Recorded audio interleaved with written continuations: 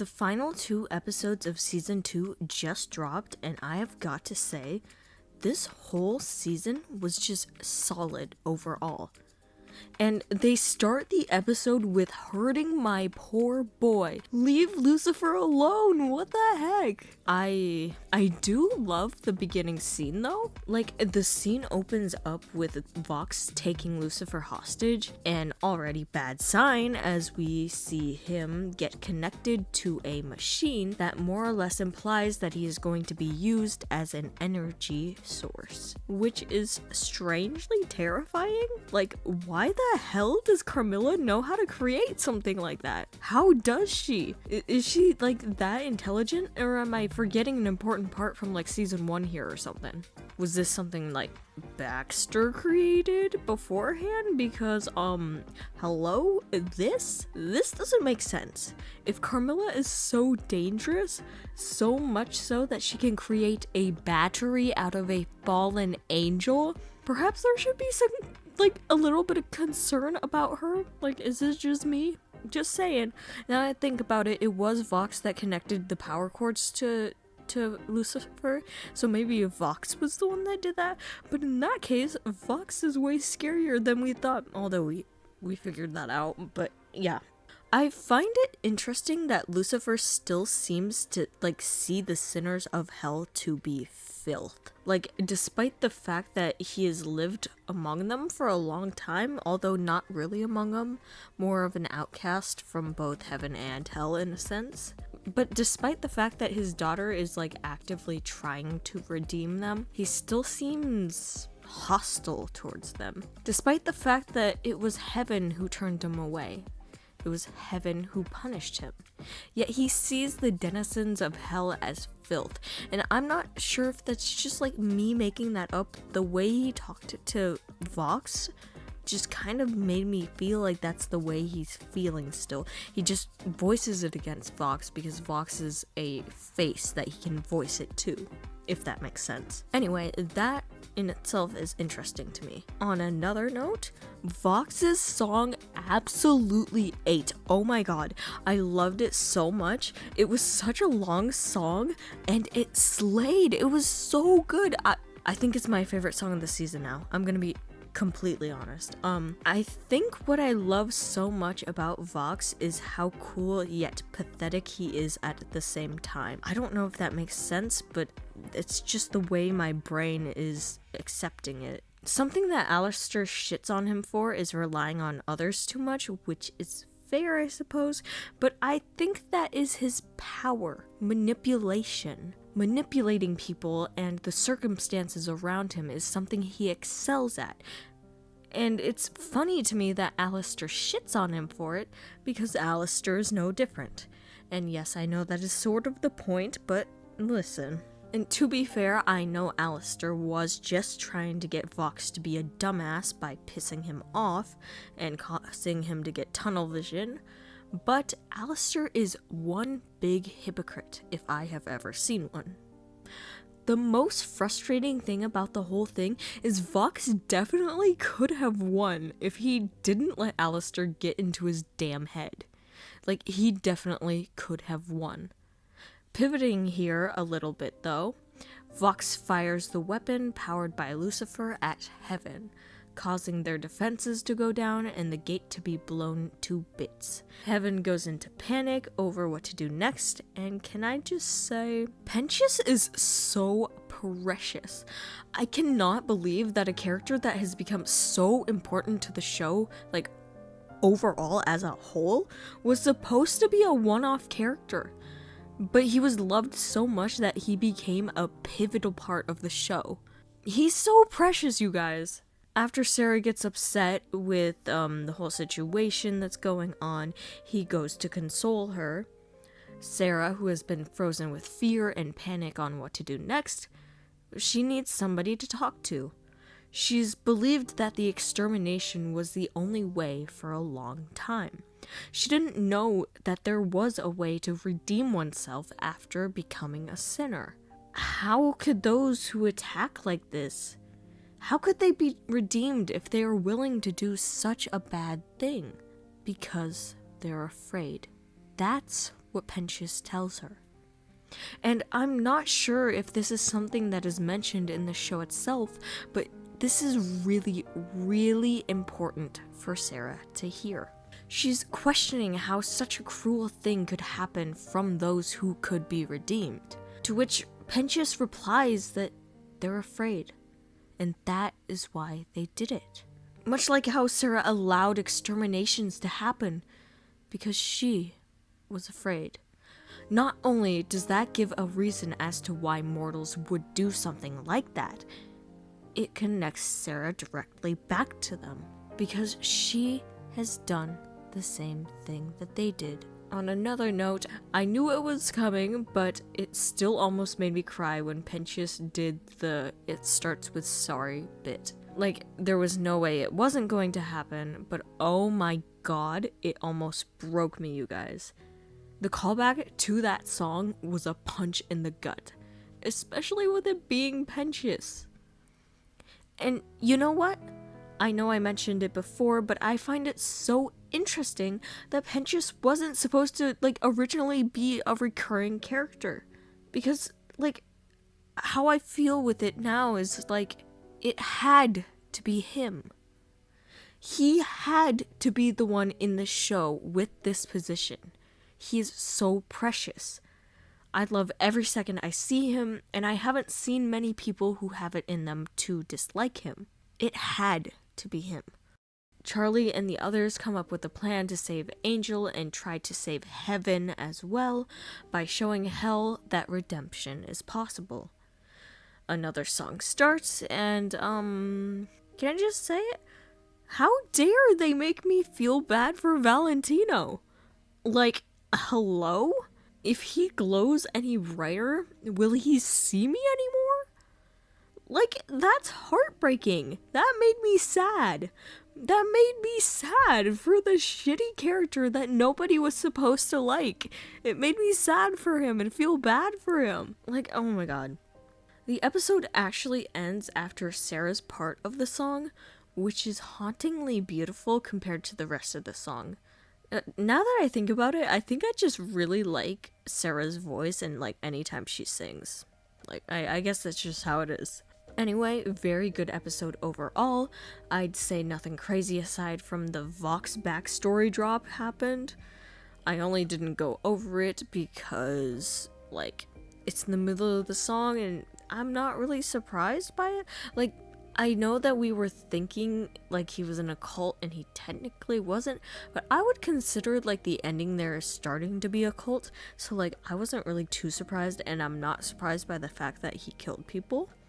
I will say, I do really like his human design, I'll be honest. At first I was kind of iffy about it, but it really grew on me because it embodies him still. And I love that song, dude. Anyway. But yeah, his song was definitely my favorite part of this episode. The next episode starts off with a plan to get to Heaven, to be able to broadcast Pentious to Hell to prove that redemption is possible, and as well to save Angel while they are in Vox's building.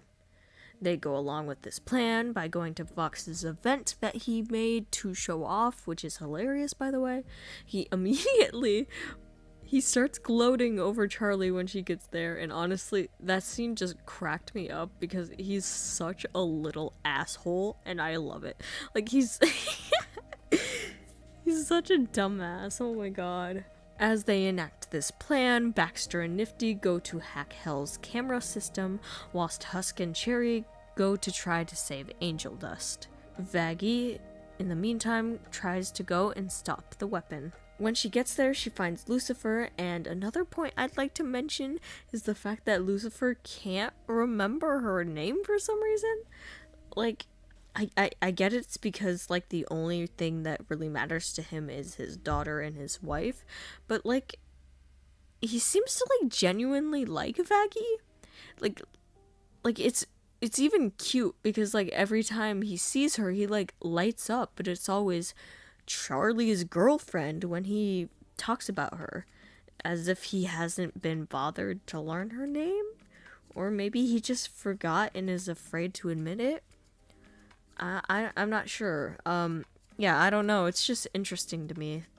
I wonder if that's going to be brought up sometime like in the future, because it's not like it's been a one-off thing. It feels like the show's been like beating that on to our heads to make us notice. So anyway, Baxter and Nifty get interrupted by Velvet, whilst Husk and Cherry get Valentino. Also, I know it's a little random, but like, big props to the V's this season. Like, I'm being so dead ass. Like, although they were overall just kind of there for the first season, they really, really shone this season. Like, all three of them. I don't usually like get so invested in villains that are like actually villains, but like in the idea of there being a trio with them instead of just being like one or like a few is really interesting to me, and I think that was done very well. So like, the fact that I legitimately enjoyed every second that they were on screen is like really saying something about their character writing this season. Even Velvet, who I just kind of thought was kind of there before, kind of had an attitude, you know, but she didn't have much of a personality like past that. I found myself enjoying it when she was on screen. The V's were extremely compelling this season, and I'm honestly glad that it seems that even if they might not be as like involved as before or like prevalent, at least they won't be completely gone for the third season. That could be just me desperately wanting more of them though. We get an Alistair versus Vox fight, which also ends up going into showing Val versus Husk and Cherry, and Nifty versus Velvet. We see Angel Dust being manipulated again, although this is the first time that Cherry and Husk see it. It gets to the point where Angel is choking Cherry, only to be stopped and snapped out of it by Husk hitting him. Vox, in his rage, begins to decimate Hell by using the weapon to try to hit Alistair, and he ends up starting to hurt like sinners in his blind rage. Vox glitching and going mad is honestly so cool, you guys.